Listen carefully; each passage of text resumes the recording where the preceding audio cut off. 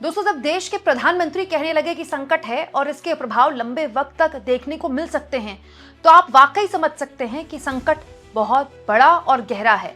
आखिरकार आज संसद में आए प्रधानमंत्री न केवल लोकसभा में बोले, बल्कि जो ये युद्ध हो रहा है उसके क्या गंभीर नतीजे भारत पर पड़ने वाले हैं, इस पर भी बोले।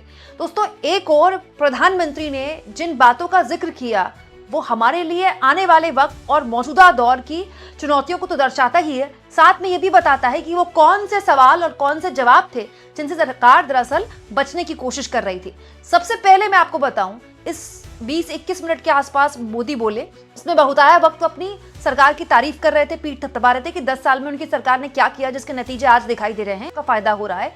लेकिन उससे पहले इस पूरे भाषण का, जो कि लोकसभा में पीएम ने बोला, लिखा हुआ पढ़कर, मतलब मोदी बहुत कम होता है कि लिखा हुआ बोलते हैं, लेकिन लिख कर मोदी लाए थे आज भाषण और एग्जैक्टली वही पढ़ रहे थे। तो उसका जो सबसे इंपॉर्टेंट हिस्सा है, मैं चाहती हूँ पहले वो आप सुने, जिसपे मोदी कह रहे हैं कि ये जो युद्ध का जो प्रभाव है इसको लंबे वक्त तक मार्केट पर बना रह सकता है। ये सबसे खतरनाक हिस्सा लगा मुझे मोदी के भाषण का।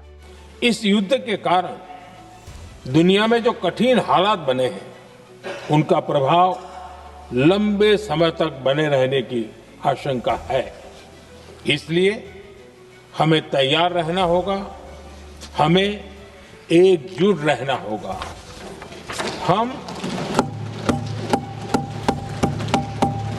हम कोरोना के समय भी एकजुटता से ऐसी चुनौतियों का सामना कर चुके हैं। अब हमें फिर से उसी तरह तैयार रहने की आवश्यकता है। धीरज के साथ, संयम के साथ, शांत मन से हमें हर चुनौती का मुकाबला करना है और यही हमारी पहचान है, यही हमारी ताकत है। दोस्तों, अगर प्रधानमंत्री कह रहे हैं कि इसका प्रभाव लंबे वक्त तक बने रहने की आशंका है, तो आप ये मान सकते हैं कि ये बोला जा रहा है कि युद्ध भले ही आज खत्म हो जाए, कल खत्म हो जाए, लेकिन इसका जो असर है वो दूरगामी दिखेगा और लंबे वक्त तक दिखेगा। जब प्रधानमंत्री खुद इसकी तुलना कोविड महामारी से करें, कोरोना से करें, तो आप समझ सकते हैं दोस्तों कि इस देश में, पूरी दुनिया में कितना बड़ा संकट है। खैर, पूरी दुनिया के बारे में हम फिर कभी बात करेंगे, करते रहते हैं, लेकिन फिलहाल देश के बारे में बात करते हैं। सबसे बड़ी बात जो प्रधानमंत्री ने बोली दोस्तों, वो ये कि गर्मियों का सीजन आ रहा है और अब जब गर्मियां बढ़ रही हैं तो बिजली की जो डिमांड होती बढ़ जाती है। आप जानते ही हैं, बिजली ज़्यादा आपूर्ति होती है बिजली की। तो पीएम ने कहा कि कोल उत्पादन रिकॉर्ड स्तर पर भारत में हुआ है, तो बिजली को लेकर कभी कोई समस्या पैदा होने की फिलहाल कोई आशंका नहीं है। पीएम ने बिजली को लेकर तो साफ तौर पर बोला। इसके अलावा दोस्तों, तेल को लेकर भी पीएम ने बोला कि हमारे भंडारण भरे हुए हैं और हमारे पास पर्याप्त क्रूड ऑयल है।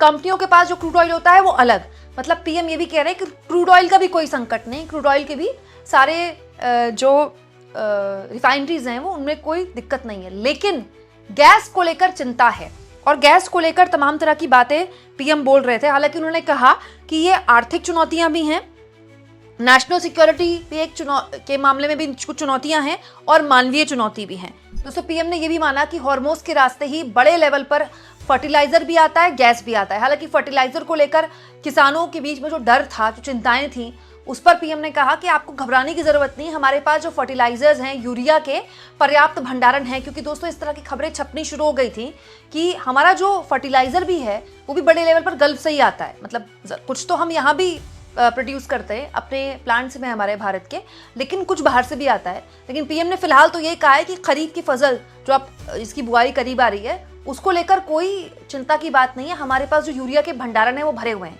दोस्तों, ये पीएम ने अभी तो बोला है संसद में। हालांकि गैस को लेकर प्रधानमंत्री यही बोल रहे थे कि हम बात कर रहे हैं स्टेक होल्डर्स से, हमारी तमाम स्टेक होल्डर्स से बात हो रही है और कुछ शिप्स आए भी हैं, ये बोला भी है मोदी ने, और कुछ शिप्स आए भी हैं दोस्तों, केवल भारत के ही नहीं, इनफैक्ट चीन के तो कभी रुके ही नहीं थे। खैर, और इसके अलावा जापान से भी शायद ईरान की बातचीत हो गई है, उनके शिप्स भी वहां से गुजरेंगे। तो उस लेवल पर तो शिप्स नहीं आ रहे हैं जितनी की जरूरत है, लेकिन कुछ शिप्स आए हैं। ये जानकारी पीएम ने खुद दी है। कितने आए, नंबर्स नहीं बताए गए। दोस्तों, अजीब बात यह है कि पीएम यहाँ पर रेलवे में कैसे बिजली का इस्तेमाल हो रहा है उसकी तारीफ कर रहे थे पिछले 10 सालों में, मेट्रो के विस्तार की बात कर रहे थे, लेकिन ये नहीं बता रहे थे कि एलपीजी का संकट देश में है वो कब खत्म होगा। क्योंकि दोस्तों, एलपीजी को लेकर एक और खबर चल रही है और ये खबर मीडिया में चल रही है कि 14 किलो के आसपास का जो सिलेंडर होता है, 14 से थोड़ा ज्यादा होता है, उसमें अब कम गैस भरकर बेचने की तैयारी सरकार कर रही है। वो बाय डिफॉल्ट उसमें कम गैस भरेगी क्योंकि इसके जरिए ज्यादा लोगों तक गैस पहुंच सकती है। मतलब किस लेवल पर संकट है इसके नतीजे साफ हैं। मतलब पीएम इस तरह के भाषण यहाँ पर संसद में दे रहे थे और उधर इस तरह की खबरें छप रही थी। हालांकि डिप्लोमेसी के लेवल पर पीएम बार बार बोल रहे थे कि जो युद्ध प्रभावित है उनसे भी हमारी बातचीत चल रही है, उन राष्ट्राध्यक्षों से भी मेरी बातचीत हुई है, और जो इस युद्ध में जिस तरह से डायरेक्टली उन पर इम्पैक्ट है उनसे भी हमारी बातचीत हुई है। ये बात सही भी है दोस्तों। पीएम की ईरान के राष्ट्रपति से 2 बार बात हुई है, मिडिल ईस्ट के राष्ट्राध्यक्षों से भी बात हुई है, और नेतन्याहू से तो खैर युद्ध शुरू होते ही बात हुई थी। तो डिप्लोमेसी के लेवल पर पीएम ने कहां कहां किस किस से बात की ये भी जानकारी दी गई, लेकिन मात्र ये जानकारी थी। ये मुद्दा इतना गंभीर है दोस्तों कि इस पर बहस होनी चाहिए थी, लेकिन ना तो संसद में बहस हो पाई और ना ही कोई भी क्रॉस क्वेश्चनिंग हुई। बस पीएम आए, उन्होंने भाषण दिया और बात खत्म हो गई। दोस्तों आज भी हमारे हार्मोस पर बहुत सारे जहाज फंसे हुए हैं, ठीक है, डेली प्रेस कॉन्फ्रेंस करके बताया जाता है, नंबर्स बताए भी जाते हैं। वो जहाज कब तक वहां से निकलेंगे कोई जानकारी नहीं है। अभी तक पीएम ने भी इस पे संसद में कुछ नहीं बताया है। दोस्तों इसके अलावा हिंद महासागर में घुसकर अमेरिका ने हमारे बैकयार्ड में जिस तरह से IRS डेना जो कि ईरान का युद्धपोत था उसको उड़ा दिया, और उसके करीब 80 से ऊपर जो सेलर्स थे उनकी जान इसमें चली गई। दोस्तों इस पर भी पीएम ने कुछ भी नहीं बोला अपने संसद के भाषण में। दोस्तों पीएम ने यहाँ पर ये तो बताया कि हमने पिछले 11 सालों में तेल का डाइवर्सिफिकेशन किया है, मतलब एनर्जी जो है हमारा डाइवर्सिफाइड है। हम केवल एक सोर्स से तेल नहीं खरीदते, एक सोर्स से गैस नहीं खरीदते। लेकिन ये नहीं बताया कि अगर ऐसा है तो गैस की इतनी बड़ी किल्लत कैसे है, क्योंकि किल्लत केवल आपके मेरे LPG सिलेंडर तक नहीं है दोस्तों, ये किल्लत अब बड़े स्तर पर एनर्जी बेसिस पर भी बढ़ गई है। देखिए अभी कुछ दिन पहले मैं खबर पढ़ रही थी दोस्तों, गुजरात के मोरबी में बहुत बड़ी इंडस्ट्री है। इस इंडस्ट्री में देश के बहुत बड़े लेवल पर टाइल्स बनते हैं, सैनिटरी वेयर्स बनते हैं, और ये जो है ये न केवल भारत में इसकी खपत होती है बल्कि मिडिल ईस्ट, अफ्रीका और यूरोप में भी जाते हैं। वो सारी इंडस्ट्रीज बंद हो गई हैं और गैस क्राइसिस इतना बड़ा है कि ये $750 बिलियन की इंडस्ट्री पर अब खतरा मंडरा गया है। 550 फैक्ट्रीज यहाँ बंद हो गई हैं।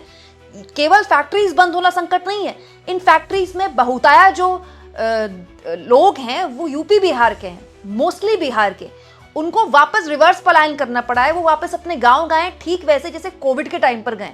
तो ये इंडस्ट्रीज को गैस मिलेगी नहीं मिलेगी, कब तक मिलेगी, अभी कुछ भी नहीं पता है।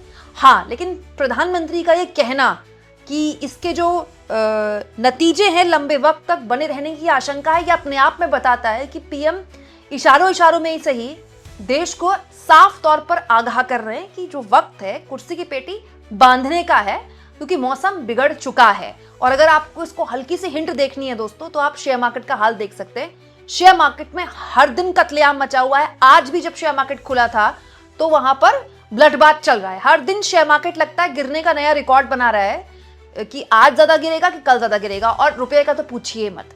आप इस मुद्दे पर क्या सोचते हैं कमेंट बॉक्स में जरूर लिखें।